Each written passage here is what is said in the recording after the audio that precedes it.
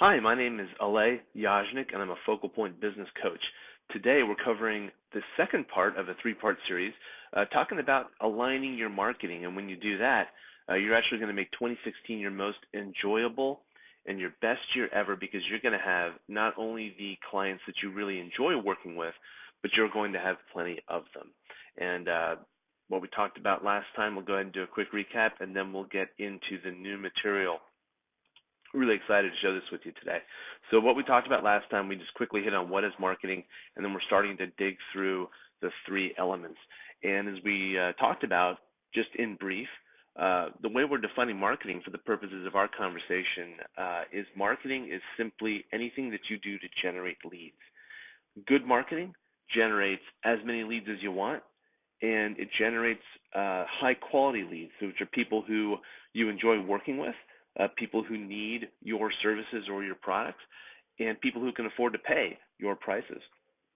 If for some reason you either are not getting the quantity of leads that you want, or you're not getting the quality of leads that you want, you definitely need to pay attention to this series, because it may be that there is something amiss with how aligned or unaligned your marketing is.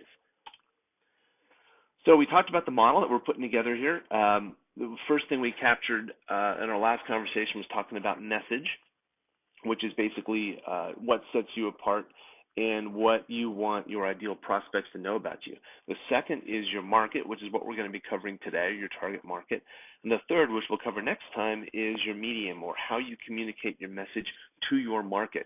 When all three of these are working together in concert, that ideal prospect in the middle of your screen there, that turns into a very happy set of clients or customers for you. And when it's not working well, if there's something amiss with either of these three, if they're not working together in concert, you're not really sure what you're going to get. You might get not very many leads, or you might get lots of leads, but they're just horrible leads for you. They're poor quality clients. Either one is bad, so we want to make sure we're getting the right number, and that all those leads are high quality. The best way to do that is by making sure these three elements are in alignment.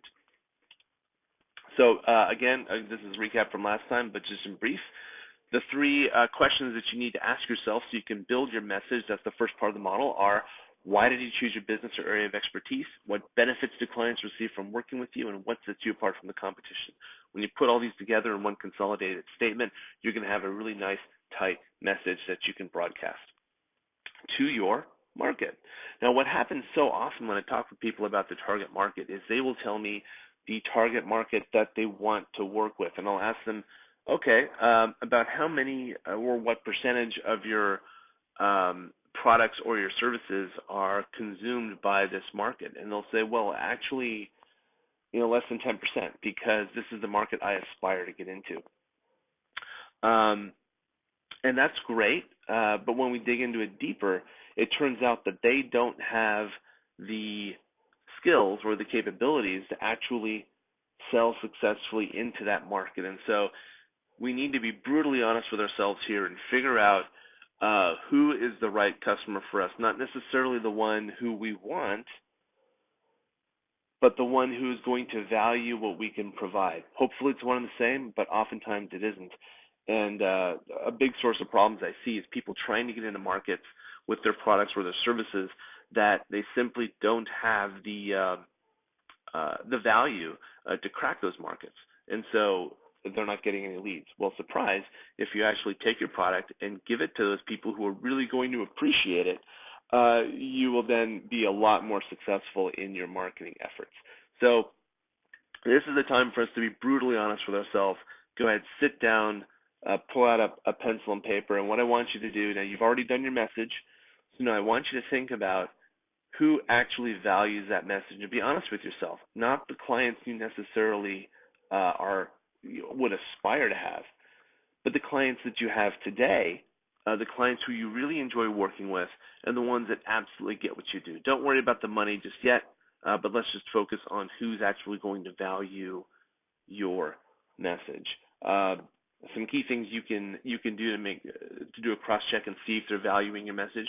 One is these are people who are going to be repeat clients or repeat customers. Two, they're going to be a great source of referrals for you and your business. Three, you're not going to have hassles around payment. They will pay, and they will pay happily. And the fourth is they will thank you for doing business with you. Right? They will actually be grateful.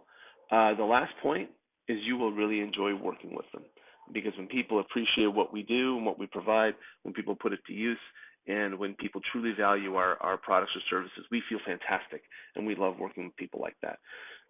So go ahead and think about who that ideal market is for you, and you can use two ways to create that market. The first one is called demographics, and this is the most typical segmentation that goes into any kind of target market.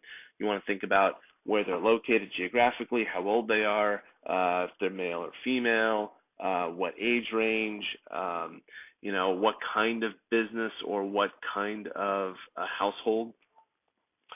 Those are the kinds of things. Those are the hard, crunchy stuff that you can search on, right? That's the demographics. Once you've got that sorted, you want to switch over and put your thinking cap on and think a little bit differently and focus on the psychographics. And psychographics are a little bit fuzzier. These are things you can't necessarily sort on, but they're incredibly powerful for developing your marketing message and for figuring out how to market in tools such as Facebook. And psychographics are: what are their fears? What are their hopes and dreams? What are the key needs that they have that would get them to work with you? What are the key risks that are in their minds that would prevent them from working with you? The tighter you have your target market in terms of demographics, you'll be able to do things like, let's just give an example, targeting attorneys, right? Or you can go in and you can do things in LinkedIn, and you can do direct mailings, you can do all of those things. Once you have your psychographics in place, now you're much stronger from a networking standpoint, because you can deliver impactful messages. You're much stronger from a public speaking standpoint, again, for the same reason. And for things like Facebook, which is based on likes and relationships, you can really drive your message home through those vehicles. When you put those two together, demographics and psychographics, you have an incredibly potent reserve of information that can really help you target that message and absolutely drive it to the right group who's going to really appreciate your message and wants to hear about it. As always, I love talking about this stuff, so I want to thank you for your time. You can contact me at ayajnik@FocalPointCoaching.com. My phone number is 925-967-2197. I'm always happy to continue the conversation with a forum member. Thanks again, and my name is Alay Yajnik, and I'm a Focal Point coach. Have a great day.